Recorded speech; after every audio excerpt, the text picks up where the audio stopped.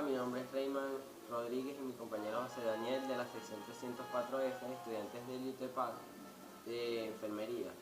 Hicimos este video para presentar un breve resumen de qué es el sistema cardiovascular y sus componentes, aportando un breve conocimiento sobre este amplio tema.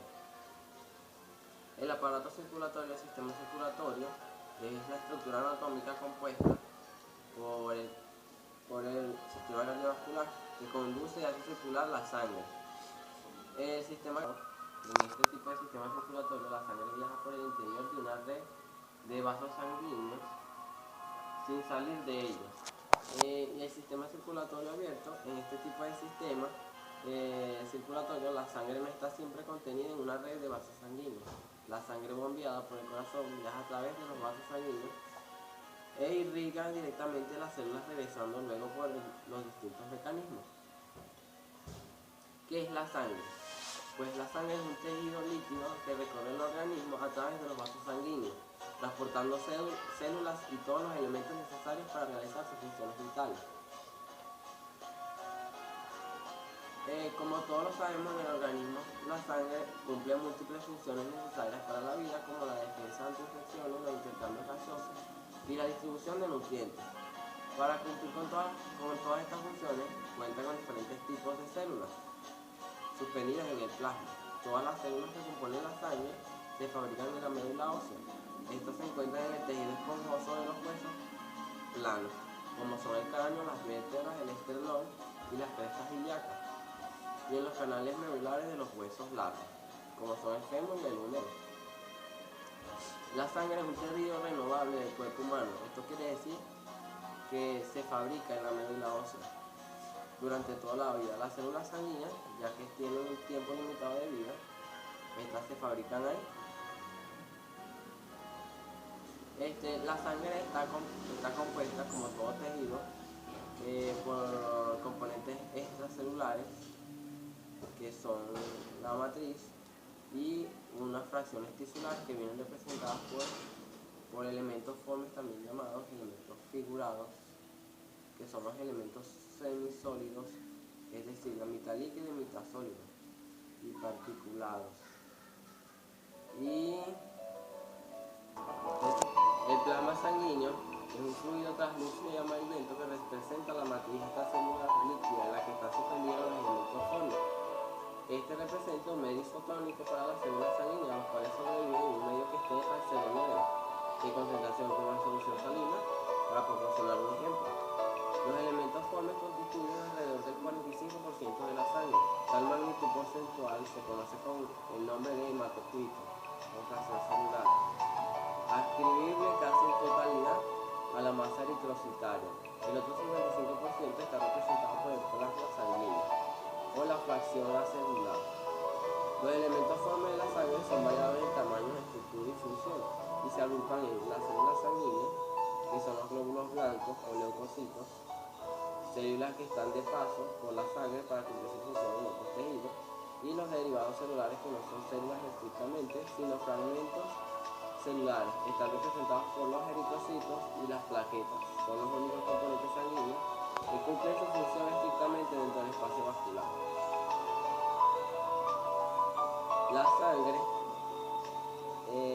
es más viscosa que el agua y al tacto resulta levemente pegajosa. Su temperatura sangre es más densa y viscosa que el agua y al tacto resulta levemente pegajosa.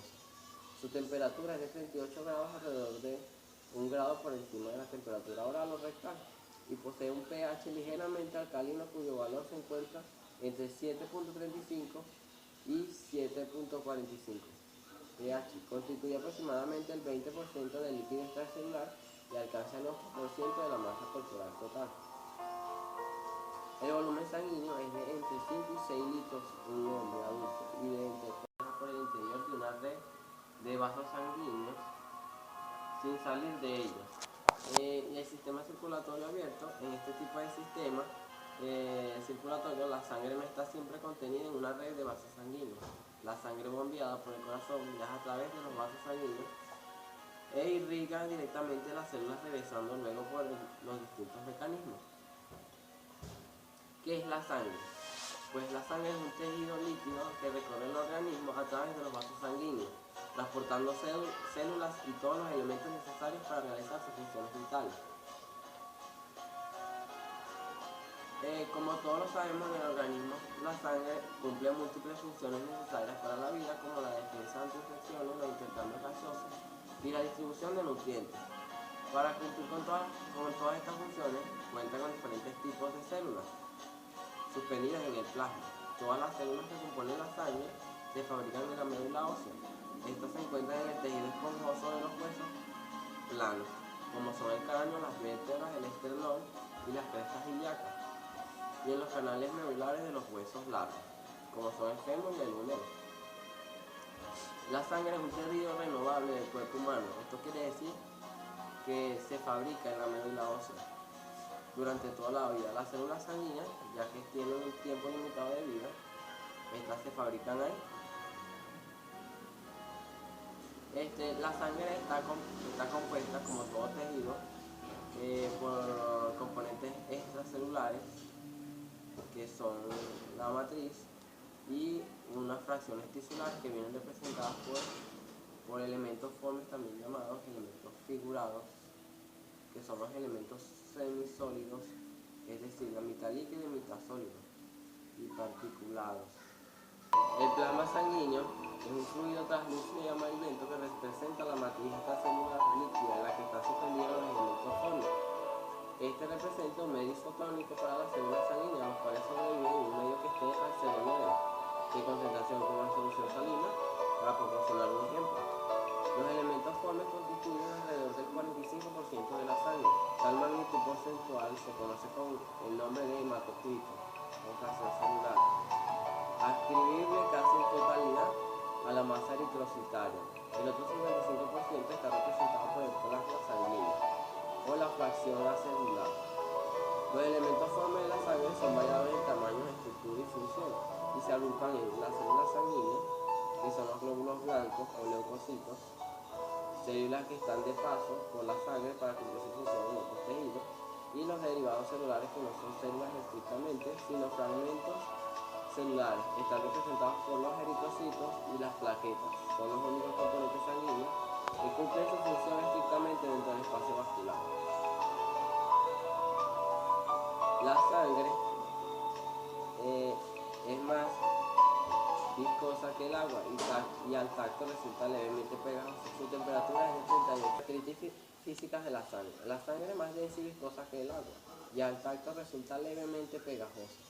Su temperatura es de 38 grados, alrededor de 1 grado por encima de la temperatura oral o rectal, y posee un pH ligeramente alcalino cuyo valor se encuentra entre 7.35 y 7.45. pH constituye aproximadamente el 20% del líquido extracelular y alcanza el 8% de la masa corporal total. El volumen sanguíneo es de entre 5 y 6 litros en un hombre adulto y de 4 y 5 litros en una mujer adulta. Detalla por medio diversas hormonas reguladas por el mecanismo de retroalimentación negativa, afirman que tanto el volumen como la presión osmótica de la sangre se mantenga relativamente constante. Las hormonas son la aldosterona, antidiurética, y el péptido natriurético auricular. Poseen especial importancia al regular la cantidad de agua excretada en la orina.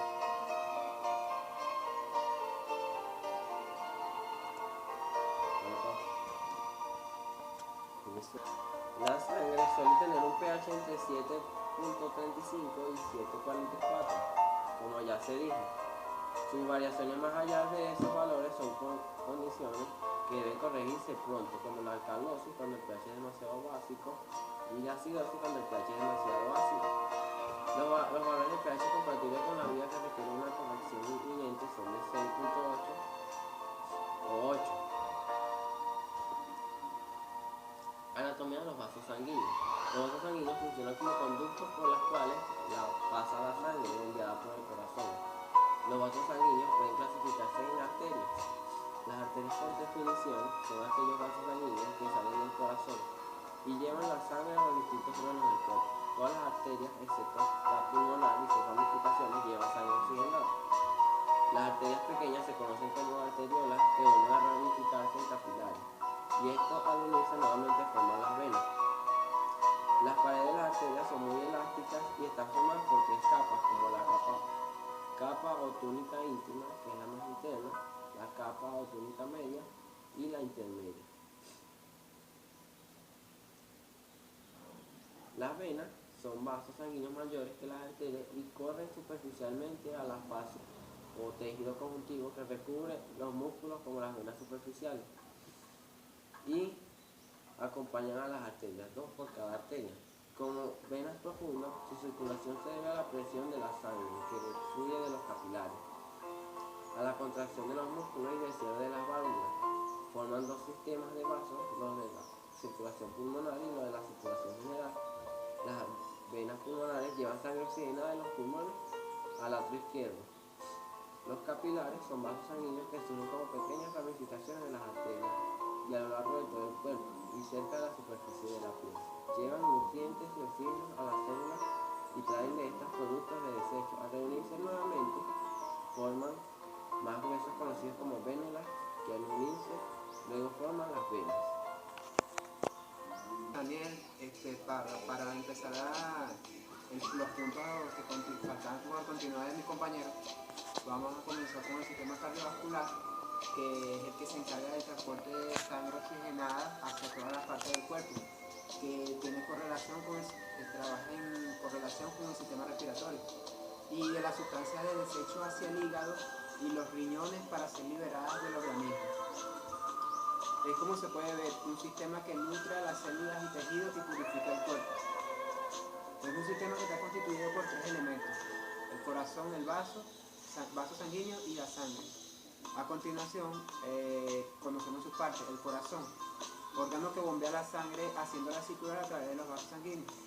La sangre es el fluido de característico color rojo debido a los millones de eritrocitos que contiene y es el vehículo por donde se transporta el oxígeno y los desechos. Los vasos sanguíneos son las venas y las arterias y los capilares por donde pasa la sangre y todo ello se une en una especie de red de tubos que se ramifican. Son capaces de contraerse y de dilatarse en función del flujo sanguíneo. La sangre es el fluido de característico color rojo debido a los millones de eritrocitos que contiene, es el vehículo por donde se transporta el oxígeno y los desechos. El corazón se encuentra entre los pulmones en el centro del pecho, detrás y levemente a la izquierda del esternón. Una membrana de dos capas denominada pericardio envuelve el corazón como una bolsa. La capa externa del pericardio rodea el nacimiento de los principales vasos sanguíneos del corazón y está unida a la espina dorsal, el diafragma y a otras partes del cuerpo por medio del ligamento.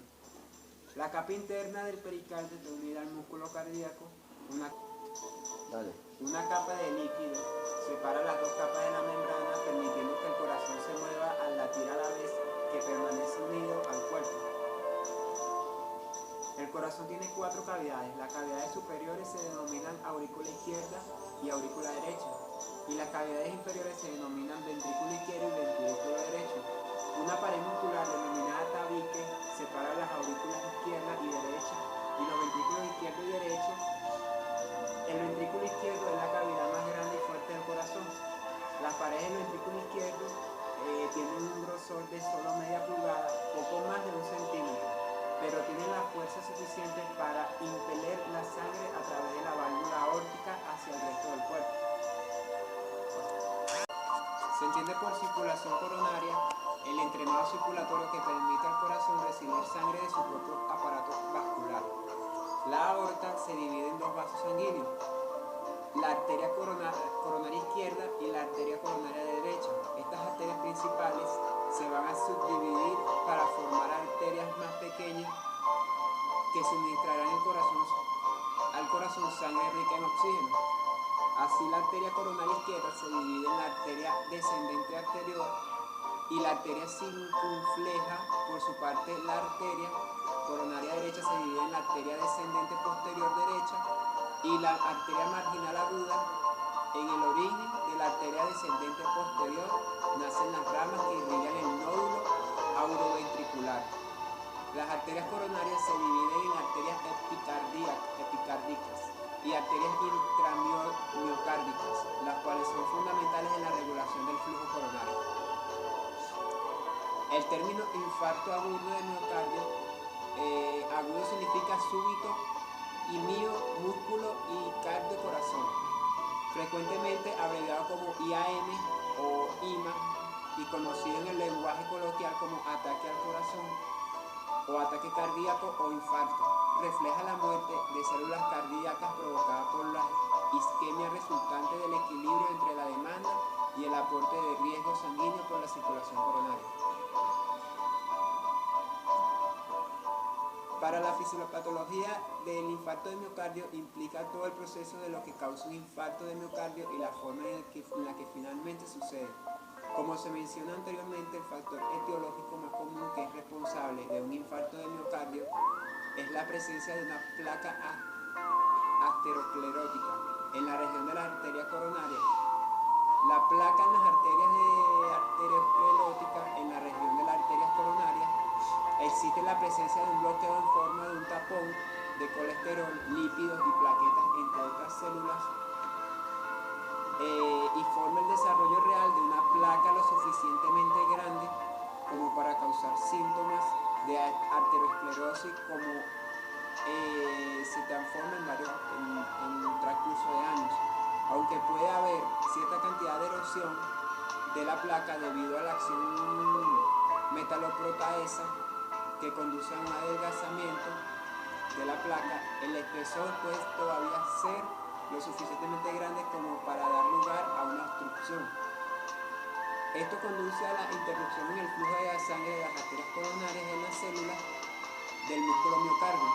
Uno de los factores más importantes en esta fisiopatología es el hecho de que el tamaño del trombo es lo que dicta el porcentaje del bloqueo, y es el porcentaje del bloqueo el que decidirá la extensión del daño hecho a los músculos del corazón.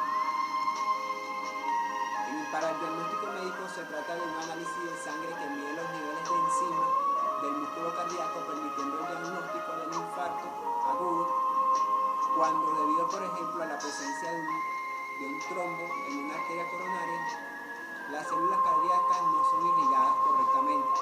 Esto les impide realizar sus funciones y les produce una lesión y la posterior muerte, lo que se denomina infarto agudo de miocardio.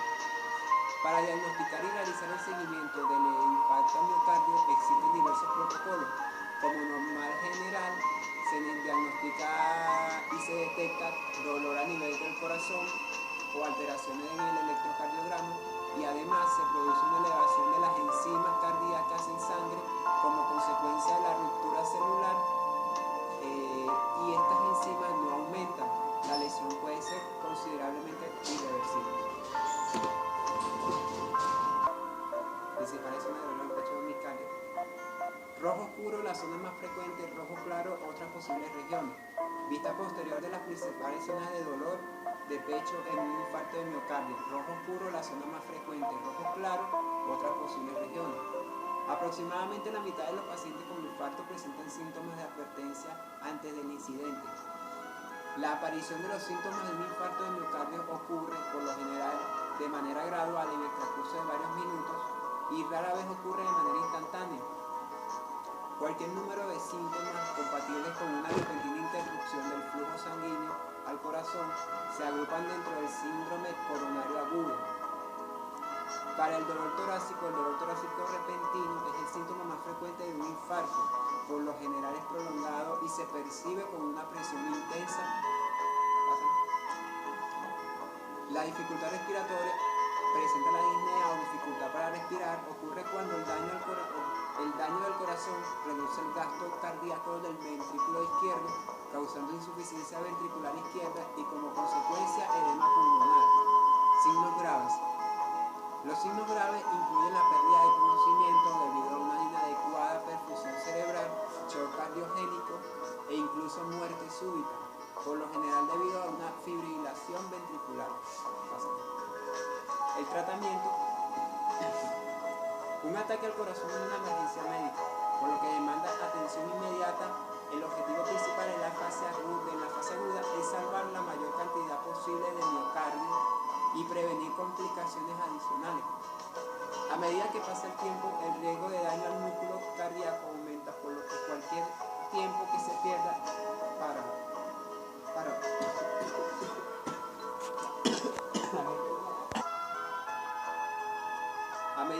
pasa el tiempo,